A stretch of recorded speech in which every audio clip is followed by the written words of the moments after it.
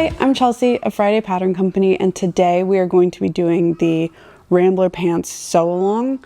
This is the first of 3 sew-alongs for our day trip collection that we just released.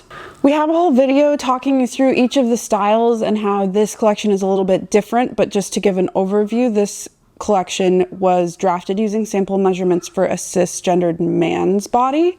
The size chart's a little bit different than a normal Friday pattern, but it still looks great on a variety of gender expressions. And in the coming weeks, we're going to be sharing tutorials and blog posts about how to hack this pattern to suit anybody. The fabric that I'm using for the sew along is a beautiful cotton twill that I picked up from Blackbird Fabrics, so I'll link that down below.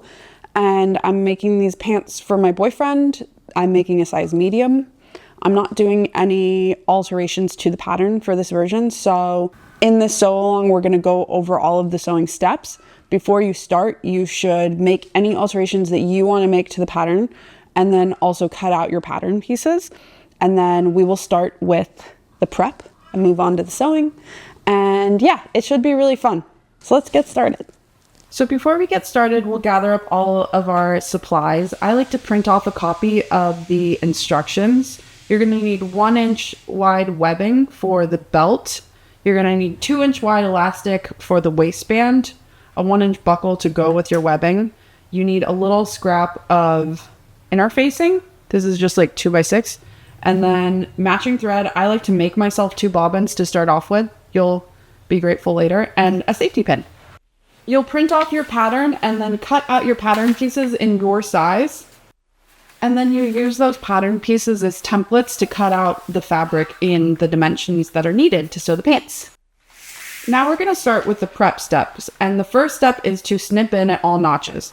Notches are these little marks that are around, you'll see around the patterns. They are reference points or matching points, and all you need to do is just snip in a 1/4 inch at all notches, and that will just, when we're sewing, we'll be able to reference these. And you're going to do that on all pattern pieces. When you're using fabric like this that is a solid color and it looks really similar on the right side and the wrong side, you are going to want to mark what is the wrong side and the right side so you can keep track of it. I like to use just some tape, and I'm just putting little pieces of tape on the wrong side of the fabric so that I know this is the wrong side, this is the right side. You're also on the wrong side of your frontet, you're going to mark this center front stitching line. And I just fold the piece back at that line, and then you have a guide to mark your line. Now on the right side of our back B pieces, we're going to do that same process to mark the side pocket placement and then the back pocket placement. And make sure that you're adding these marks to the right side of the fabric, not the wrong side. And just like on the back, you'll mark your side stacked pocket placement on the right side of your front A. We need to add a little bit of interfacing behind where we're going to add our buttonholes. So I've cut my scrap of interfacing up into 4 pieces, and they're going to go on the front and back waistbands behind the buttonholes. And the reason that I have you add the interfacing before you mark the buttonholes is because some marking tools come off with steam, and so you don't want to lose it. So I've got my waistbands with the wrong side facing up because that's where we're adding the interfacing. I'm just going to place the interfacing like below the buttonholes, and then you'll just fuse it in place. Now we're going to mark the buttonholes on the right side of our front and back waistbands. So you want to make sure that you've still got your buttonholes over your interfacing. And then how I mark these buttonholes is to just fold back at the buttonhole, and then I can see it. And I do a top and bottom, and then a center line, and then you have a nice little mark. I'll repeat that with both buttonholes, and then I will also repeat it on the back waistband. On the right side of our stack side pocket, there's a stitching line that we need to mark on the right side of the fabric. Make sure it's on the right side. And then just like we did with the other things, we're just going to fold it back. And then you have a nice line to follow to mark the stitching line. And you'll repeat with both pieces. The final bit of prep that we're going to do is to pre-press the hems of our front and back pieces. So at your hems, you have these 4 notches because we have a really nice, like a thick hem So you'll use those notches to pre-press these to make it a lot easier to hem later. So I have my back piece B here, wrong side facing up. And so at these first notches, I'm just going to press them under, just folding back at those notches and giving it a good press. And then you're just going to fold back at the next notches. These creases will give you a really nice reference point later in your project, and it's just going to make it a lot easier to hem. So you'll repeat this process with both front A and back B pieces, and then you unfold them after so that you just have the crease that will keep while you sew. Our first sewing step will be to sew the buttonholes onto the waistband for the front and back waistband. So you're going to sew them using your machine. You might have a foot like this, and the way that you can get the size of the buttonhole without having an actual button to put into this back piece is to open it like this, and then this thing will match the length of your buttonhole. So you're going to follow your sewing machine's instructions to add buttonholes to your front and back waistbands on the right side. And then this is optional, but I like to add fray check to the back of my buttonholes. This will just stabilize the fabric a little more and cut down on fraying. So you'll add this and then you let it dry, and then we're going to open our buttonholes because it's important that they're open before we sew our waistband. If you used fray check, let it dry. And then I like to put a pin just in front of this end cap of the buttonhole before I open it with my seam ripper, because that'll stop the seam ripper from blasting through this end. So just sticking it in, and then you can just carefully push it to cut open your buttonhole. Now we're going to assemble our back pockets. So the first step would be with the wrong side of our pocket facing up, we're going to press this upper edge under 3/8 of an inch. Once you have that pressed, you are going to fold the pocket back at the notches, and you're going to take it to your machine, and you're going to sew 3/8 of an inch from either short edge, securing this in place. We're not going to press this fold right now because it's actually going to get flipped the other direction. Okay, so here are those little seams sewn up. You can see they're just on these little ends right here. Then you're going to take your pocket over to your ironing board, and to turn this corner and get a crisp corner, you want to pinch your seam allowance down to your pocket, and then you just flip it and you kind of push that corner out, and then you can just give it a little wiggle and it should give you a pretty crisp corner. Once you've got your corners folded out, you can give this a press across the top of your pocket. Now we're going to press the sides and bottom under 3/8 of an inch. The next step will be to edge stitch across this folded edge. So you want to sew about 1/8 of an inch from this folded edge across the pocket. Here's that seam sewn up. So grab your back B with the right side facing up. And you can see I've got my marks right here for the back pocket. The corners of your back pocket are going to match up with those marks. And then we'll pin the pocket in place. I find that you don't want to do too many pins when you are pinning on a pocket like this because you don't want it to get warped. I add just enough to keep it exactly in place without kind of wrinkling up the fabric. Just do a diagonal pin at each corner. Now you're going to take this to your sewing machine and sew 1/8 of an inch going all the way around the pocket. You're going to back stitch at the beginning and the end of your stitch. When I'm top stitching, I like to set my stitch length to 3.5 millimeters. You can do it shorter if you would like. And then the other thing is that I get 1/8 of an inch or closer to the edge. If this intersection is going to be really bulky where your machine is sewing onto your pocket, you can use a hump jumper or just a little pack of needles under your foot, kind of behind. And this will make it so that your machine can sew up onto the pocket without getting stuck. And then you just let this fall away. When you get to a corner, you can lift your presser foot with your needle lowered and rotate and then sew.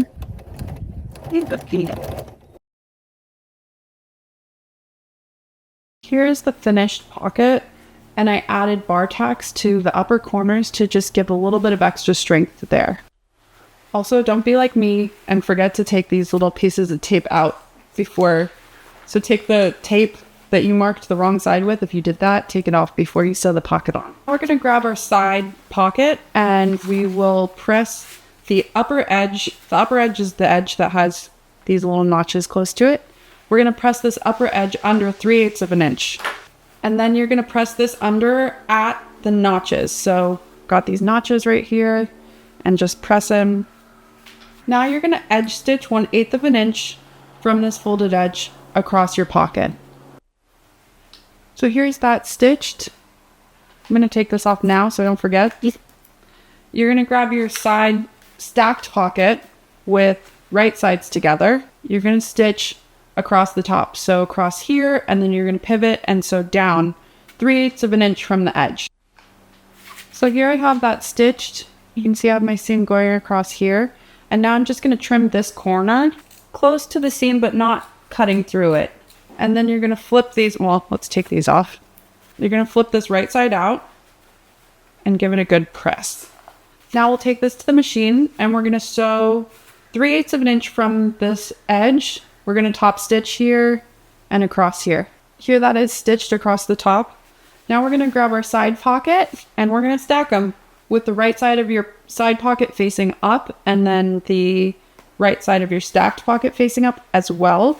You're going to do this and then we're going to just baste it in place around these edges like a 1/4 inch from the edge. Here we have the two pockets basted together around these 3 edges, and now I'm going to follow this stitching line to top stitch this pocket down to this pocket, and you can add a little bar tack up here if you would like. Here's that stitched with a little bar tack at the top. And so now your pocket is divided into 2 spots. Press the sides and bottom of your stacked pocket under 3/8 of an inch.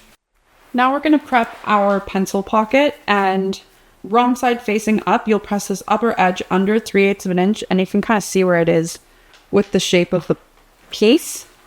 And then you'll press it under another 3/8 of an inch. Now you're going to edge stitch this folded edge in place. So here that is stitched. And now we're going to press under the wrong side facing up. We're going to press under this short edge and then the bottom edge, 3/8 of an inch. You can make sure that this notched edge with the double notch does not get pressed under, and set that aside. You're going to grab your back B piece and your pencil pocket, and the double notch on your pencil pocket is going to match up with the double notch on the side seam of your back B. You're going to pin your pocket in place. So you're going to sew 1/8 of an inch from the edge starting here. You'll back stitch, sew down, pivot, sew across, and then you can base this edge 1/4 of an inch from the edge going up the side seam. And if you want, you can add a bar tack up here. And there's that pocket sewn on. Now we're going to start assembling the front pants. And first you'll grab your front A's. I have them right side facing up here. And then you'll need your pocket facing C.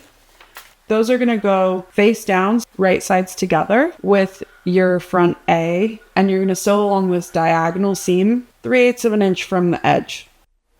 Here I have that stitched, and now I'm going to flip this pocket around to the back side. I like to start by pressing this flat with the seam allowance going outward and flip it down. Now you're going to top stitch 1/2 inch from this folded edge. Here's that top stitched, and now we're going to flip our fronts over. Let's take these off. And you're going to grab your pocket back D, and this is going to go right sides together, face down on top of your pocket facing. You're going to sew around this curved edge, only catching your pocket back and your pocket facing in this seam. So you're going to sew 3/8 of an inch from the edge all the way around, and then we're going to finish this seam. The raw edges of our fabric need to be finished so that they don't continuously fray. I'm going to show you a few ways to do it, and the first is the easiest, and most home sewing machines can do this.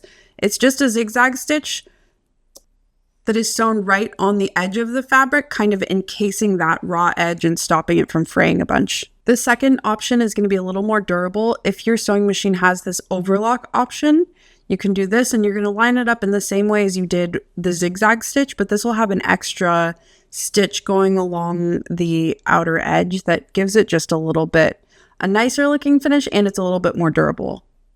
And finally, if you have a serger, just doing an overlocked edge is a very quick and clean and durable finish for your seams. This is how I'm going to be finishing seams during this project.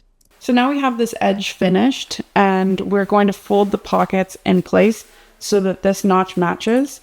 And you're just going to be basting right here and across the top to secure the pocket in place. You'll use a long straight stitch, and you can stitch about 1/4 inch from the edge of the fabric. So here we have our two fronts with the pockets basted in place. And now we're going to pin them right sides together along the center front. So this is where that stitching line comes into play. We're going to stitch down this stitching line and then around this curve. When you're coming around this curve, you're sewing 3/8 of an inch from the edge. So here I have these two fronts stitched together. Now we're going to finish this seam. So you'll finish down around here and then coming around here.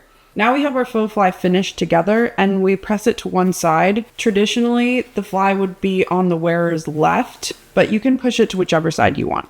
And we're going to press down around the crotch curve as well. Once you have that pressed to your heart's content, you can grab your top stitching guide and lay it out on top of your faux fly. And then you can use chalk or whatever marking tool you've been using to draw around the outside. In this step, you're going to be sewing through your front and your faux fly. So I'm pinning all 3 layers together. Make sure you don't catch your pocket or anything in this step. So now we're going to take this to the machine, and we're going to top stitch down this line and around. Here that is stitched, and you can still see my chalk here. Whatever doesn't come out with iron will come out in the wash. Now we're going to join our front to back. I have the front of my pants laid out with the right side facing up. And then I'm going to grab my back B, and we're going to pin them in place along the side seams. So right side down, I'm pinning my back to my front. You'll match notches here, as well as the top and bottom of the pants. You're going to take this to the machine and sew it using a 3/8 inch seam allowance, and then you're going to finish the sewing, and you'll repeat on both sides. Once you have sewn those side seams and finished them, you're going to press your seams towards the back of your pants. So here's our pants all laid out, and we have our side seams sewn and finished. And you can see that on one of our side seams, we have the pencil pocket, and we're going to attach our stacked side pocket now, and that pocket goes on the side that doesn't have the pencil pocket. So these are our marks from earlier that we did during the prep phase.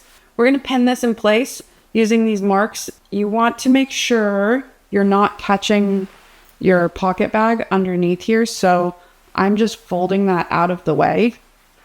And then I'm making sure that this side seam is flat, but I'm matching up those corners, and then I'm just going to lift it up off of that pocket bag so that it's not pinned to it. And then now we're going to pin around the pocket. It's going to be edge stitched around the sides and bottom. Now we're going to take this to the machine, and we're going to edge stitch around 1/8 of an inch from the edge, and then you're going to back stitch at the beginning and end of this stitch, and you can add the bar tacks if you would like. So here is that pocket sewn up, and I did add bar tacks to the corners of the pockets. The next step is to fold our pants in half, right sides together, matching up our center back seams. You can use a 3/8 inch seam allowance to sew along this curved edge, and then you're going to finish it, and then you're going to press it to one side. So here we have that seam sewn and then also finished. And now we're going to sew the pants together front to back along the inseams. The pants are inside out right now so that I have them right sides together. And I'm just going to pin along, starting at the hem, matching these notches, and then just pinning up the inseam, matching up the crotch seam, and then pinning down the other leg. And then we will sew this using a 3/8 inch seam allowance and finish it and then press it towards the back. So here's our pants. We're going to set them aside for a minute to work on the waistband, and we're almost done. Okay, so you'll remember our waistbands. There is a front and a back waistband, and we added buttonholes to them in the beginning. So now we're going to sew these together right sides together along the short end seams. And we want to make sure that our buttonholes are aligned. So you wouldn't want to sew them like this, where one set of buttonholes is going to be on the top and one is going to be on the bottom. We'll sew these short ends together using a 3/8 inch seam allowance, and then we'll press the seam open. Okay, so here that is sewn, and we're just going to press these seams open. Now we're going to fold the waistband in half lengthwise and give it a press. Now we're going to pin our waistband to the waist of our pants. And the right side of your waistband is the side that has the buttonholes on it. So when we pin this right sides together to our pants, we're pinning it so that the buttonholes are facing the face of the pants. This is important because if you do it the other way, then your buttonholes are going to be on the inside of your pants waistband. So matching notch with the center front, and then matching side seams on the waistband and the pants, matching the double notches on the back of the waistband with the center back seam, and then matching the other side seam. I'm going to add a few more pin clips in just to keep everything in place. So now I'm going to take this to the machine and sew it using a 3/8 inch seam allowance, going all the way around, but leaving a 2-inch opening because we're going to run elastic into this waistband. So whatever you need to do to remember, might be helpful to just add a couple pins. So you'll start here and end here. Okay, so here we have that stitch sewn, and then I pressed the seam allowance down towards the pants, and you can see we've got our opening right here where we left 2 inches open. And now we're going to grab our waistband elastic. There's suggested measurements for each size in the beginning of the instructions, but you can also just kind of stretch it around your waist and see what feels good. And then you're going to add an inch so that you can overlap the edges when you sew them together into a loop. So I'm just putting a safety pin on the end of the elastic, slowly feeding it through the waistband, just inching it along. You want to be careful not to twist your elastic while you're doing this. You're going to inch it around until you can grab the safety pin out the other side, and then you'll pull the end of the elastic out. Make sure that your elastic hasn't gotten twisted along the way. It's really important. I like to pin the two ends of my elastic together and then go back and double check that nothing is twisted. Now we're going to take this to the machine and we are going to zigzag stitch this into a loop. Here's that stitched up, and then you're going to pull on your elastic to get it distributed into your waistband, and then you'll sew this little 2-inch opening shut, and then we're going to finish this seam. Here's the waistband sewn on. I've got this inside edge finished and pressed towards the bottom. That little 2-inch opening is shut. And now we're going to top stitch the elastic.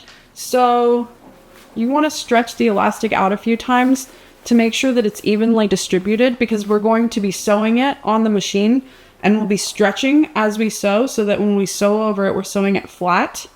If you give your waistband a press at this point, it's not a bad idea to get everything kind of into where it's going to be.